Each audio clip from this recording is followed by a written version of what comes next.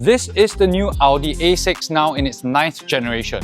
But you may be thinking, wait, isn't there another A6? Well, yes. Let me explain, it's a little bit confusing. Back in the day, Audi sedan models were named according to size using even numbers.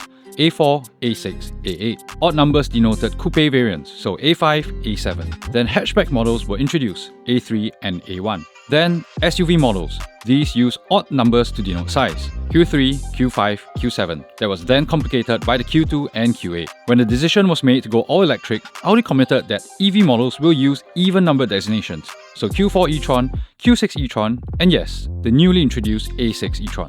Except, well, Audi walked back that decision, so there are still even numbers that exist on petrol models, even though the A5 is actually a replacement for the A4.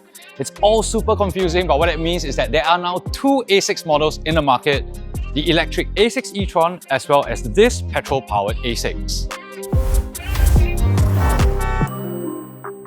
Now, before we continue the review, if you are thinking of trading in your car, why not try selling it with quotes instead? If you're thinking about selling your car, try Quotes. Quotes help you sell your car quickly and easily. With the new Quotes doorstep, get professional inspection by a certified mechanics at your convenience anywhere on the island. Quotes will then auction out your car online to its wide network of dealers to bid on your car. Once bidding is complete, Quotes will update you with their best offer price at no obligation. It's that easy. To find out more, visit quotes.com.sg. That's quotz.com.sg.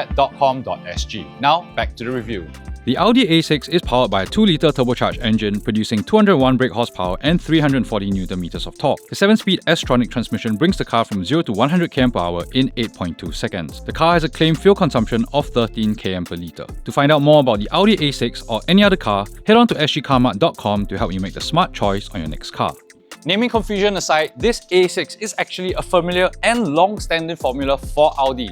It's its executive sedan offering competing in the same space as the BMW 5 Series and the Mercedes-Benz E-Class. And it is a sizable car. It's 5 meters long, almost 1.9 meters wide and 1.45 meters tall. Now up front, you'll find some design changes. So you'll notice these slim headlights, and on top of them you have this DRL layer that actually has 8 customizable light signatures, and they flank a larger single frame grille. Move on to the side, and the most obvious change are the door handles. So instead of your traditional pull type door handles, you now have this hollow niche with a button inside to operate an electronic latch. And these doors are also soft closing. Now here at the rear, there are two distinctive features to note. First is that under the reworked taillights, there is a full width light bar. And also the boot lid has this curvature over here. I actually think it looks pretty attractive. Now before I pop open the boot, there's this little light over here that I kind of like. You know, it basically helps you to quite easily operate that hands-free tailgate, right? So you just kick, nice and easy. So 492 liters, I think that's pretty sizable, and more importantly, it's really deep, right? So we can easily fit, I want to guess, 3 big luggages, and it will of course pass the anti-trolley length test. So that's the outside of the car. Now let's go jump inside. Now here in the rear of the cabin, there's a pretty good amount of space, right? So lots of legroom for me and an okay amount of headroom, all things considered.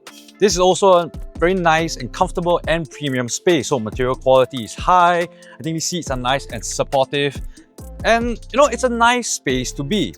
Now, let's talk a little bit about the features over here, right? So we have 2 USB-C ports, and as standard, we have quad zone climate control. One cool little thing is that the car is intelligent enough to detect when there are people in the seat. So when there's no one here, it will basically turn this section of climate control off, and that's true for all 3 areas, and that helps to save a little bit of energy.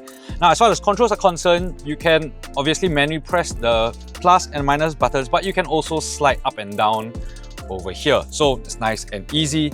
Now let's slide to the middle seat.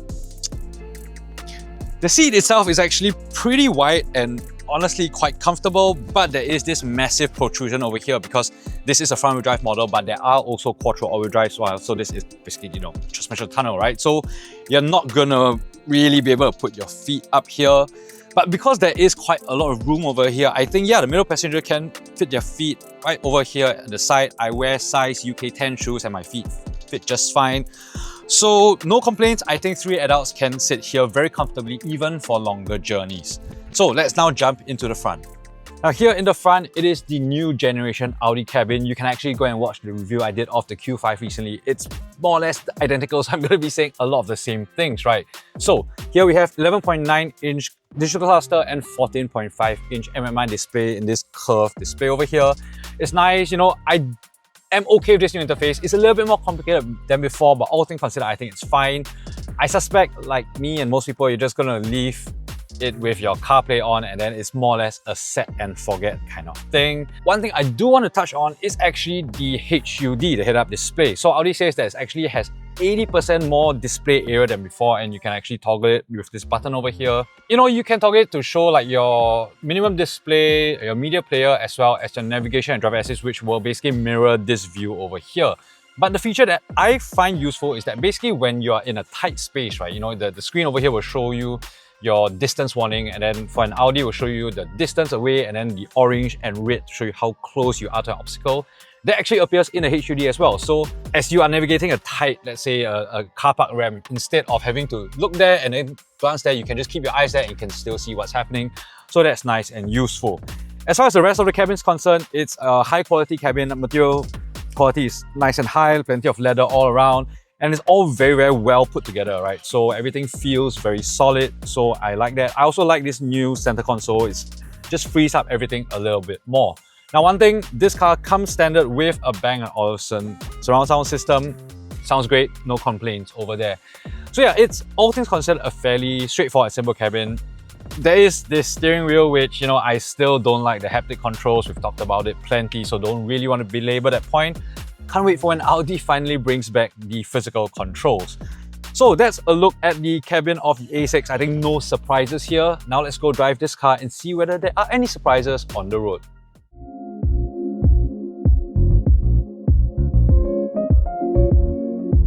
So this is the advanced variant, and this marks the entry point into the A6 range, and that means that you get 201 brake horsepower and 340 Newton meters of torque from the 2-litre engine. Now, as far as performance goes, I will say that it's a perfectly good amount of power. However, if you do want to overtake, so for example, I need a bit more power, yeah, you need a little bit of time for the engine to wind up and for the boost to build, right? So, you know, that's something to take into consideration. This is not a light car after all. You don't really want to be doing like sporty, aggressive driving, because that's not what this car is about. This car is about comfort and refinement, and I think it's really quite good. So we are going along at 70 km/h. Ride quality is great. I think it's nice and comfortable, it's pliant, it's not too floaty in that sense, and it's also really quiet. So obviously it helps that we have this like acoustic glass, so you can hear it's very thick, and just better noise insulation all around, right? So Audi says there's a 30% improvement in noise insulation. I think you can tell it's really nice and quiet, and ultimately it creates a very serene kind of space. As far as the driving feel of the car, you know, I like how the steering is weighted. It's not overly light. I think there's a good sense of feel. But again, this is not a sporty sedan, and it's not designed to be. So, you know, if you go a little bit quickly into corners, a little bit too quickly, it will tend towards a little bit of understeer, not quite ready to tuck in. So, you know, you have to use the car the way it's designed to be.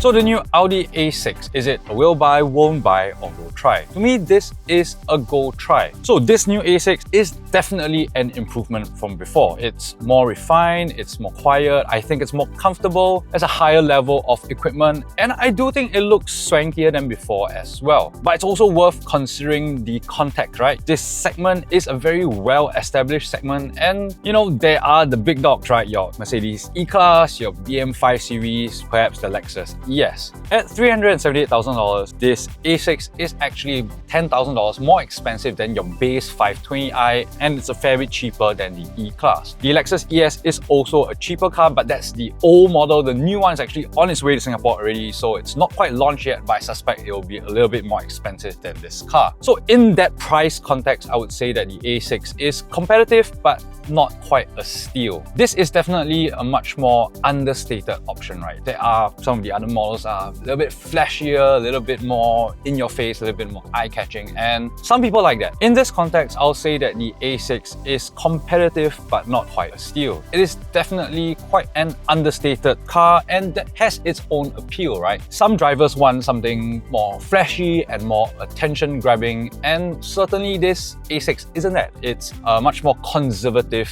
car in that sense. But don't let that fool you, because this is still very much an executive sedan that exudes class and confidence just quietly. So yes, that's our review of the new Audi A6 sedan. Let us know what you think about this car in the comment section below. And of course, do remember to like, share and subscribe to our channel.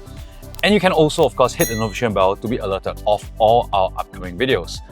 You can also find us on TikTok at Sgcarmart. So that's all I have. I'll see you soon. Bye!